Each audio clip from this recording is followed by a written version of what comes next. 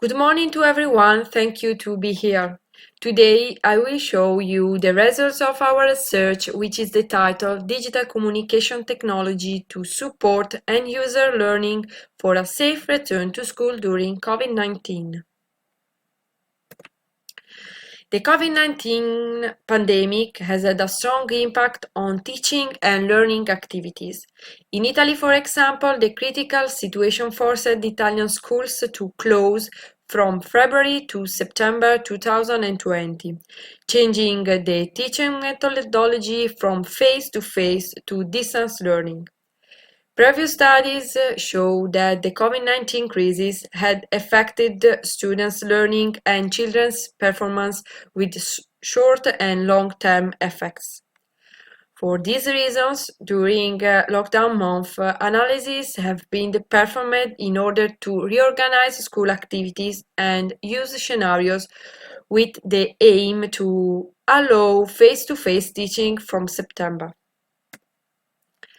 Within such a context, the Italian government developed protocols to allow school reopening ensuring COVID-19 containing, which include social distancing in both circulation paths and learning spaces of educational buildings, mask wearing in circulation path, body temperature checking before school access through thermoscanner, frequent hand disinfection with a hydroalcoholic solution and washing, micro-community organization and segmentation, and regular and adequate room ventilation.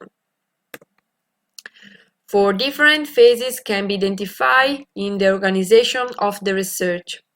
The first is the creation of the building information model. In this preliminary phase includes the development of the school building parametric model.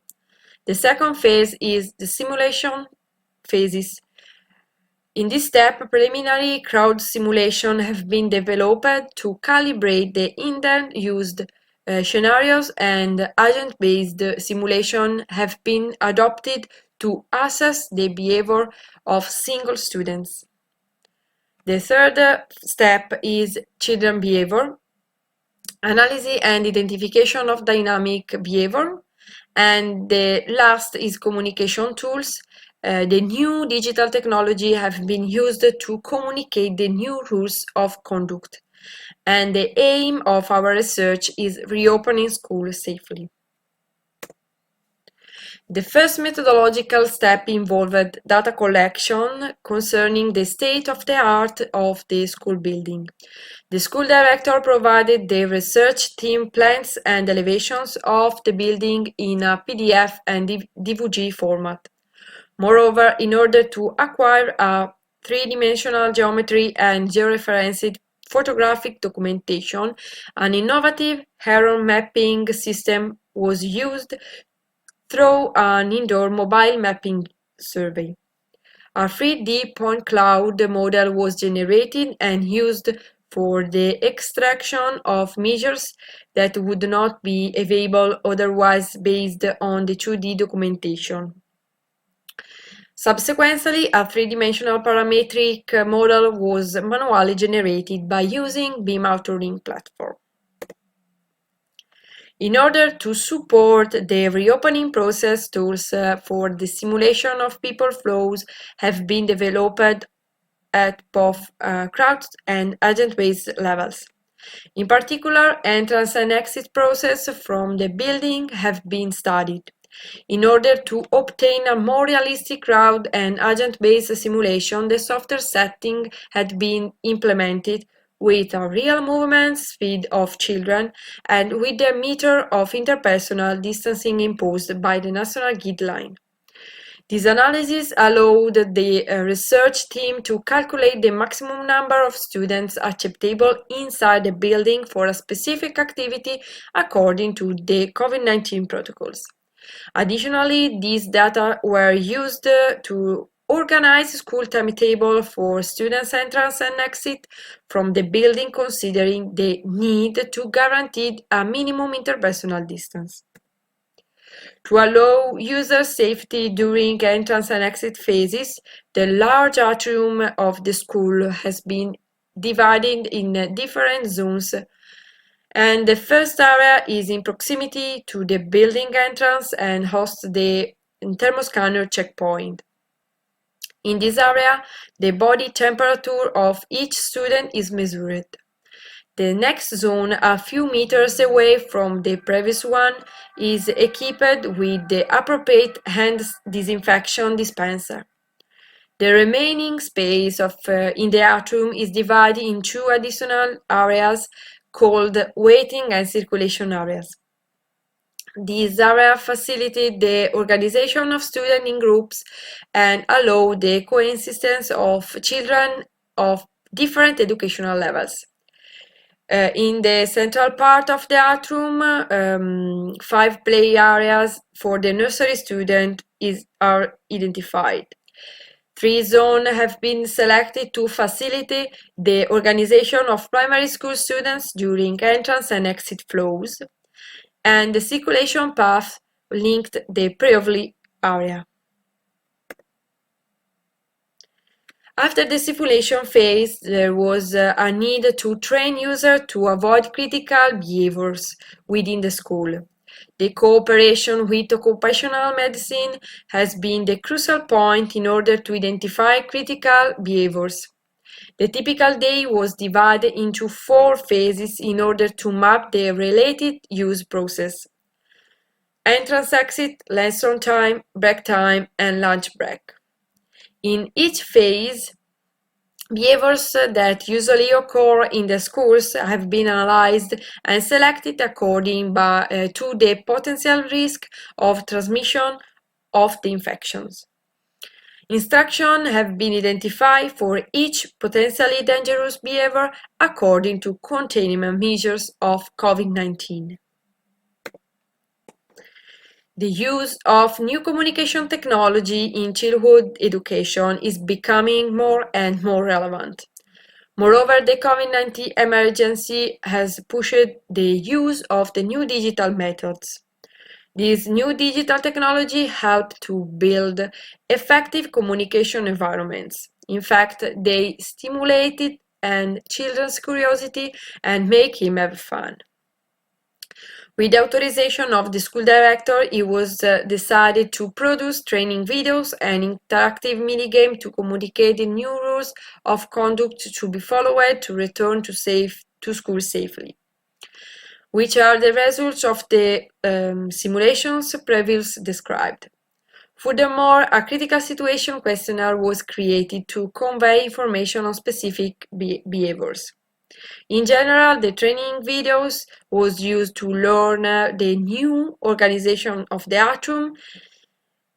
The interactive minigame was used to learn the new safety provisions of health protection, and formative survey was used to learn the new behavior provision for health protection.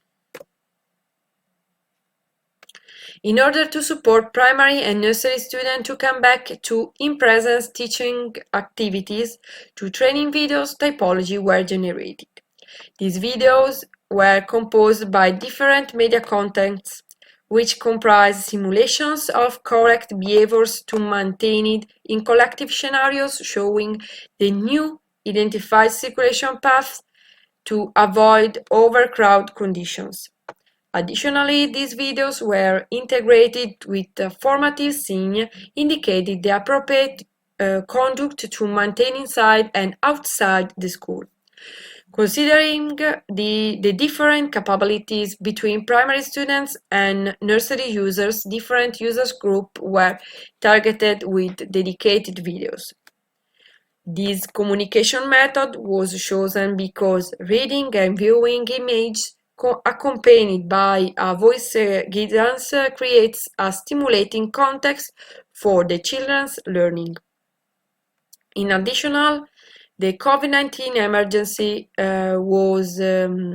has forced schools to use the new digital methods by promoting tools that are commonly already used normal in other fields. Finally, this video videos were accompanied by a voiceover recording which explains with friendly and engaging rhymes the new behavioral rules. The second communication tool developed are interactive mini-games. They teach children the importance of rules to minimize the risk of COVID-19 spreading and teach the procedures to be adopted for returning to school. Each game is presented through explanatory illustration and captions. Moreover, between one game and another, illustrated screens were developed to present situations which take place in a typical day. Minigames have been developed regarding to the procedures to be performed before going to school and before entering the school building. 4 phases are analyzed: backpack preparation, use of thermoscanner and the school in the school entrance, hand sanification at the entrance, and social distancing. The last communication tool developed in this research is the Formative Survey on critical situations that can occur in the school. The survey consists of 16 multiple choice questions with 4 possible answers. The quiz requires a basic knowledge of containment measures adopted by Italian government and of measures adopted by the specific school case study. The survey verified the attitude of the children in some critical situation that can happen during the daily routine. Moreover, this tool can be useful to inform teachers on children's behavior and the safe way to act in those particular situations. From the comparison with the end user carried out in the school, some advantages of adoption this approach emerged. The first is that the opportunity to experience the scenario before the reopening of the school has made it possible to improve management choices and actions based on virtual simulation. The distribution of minigames and training videos in the week before the reopening allowed students and operators to learn about the new provisions adopted by the school and the new behaviors to be maintained, thus reducing their learning time at the first school days. In the first days of school, students already know the path to follow and where to stop for temperature control and hand sanification.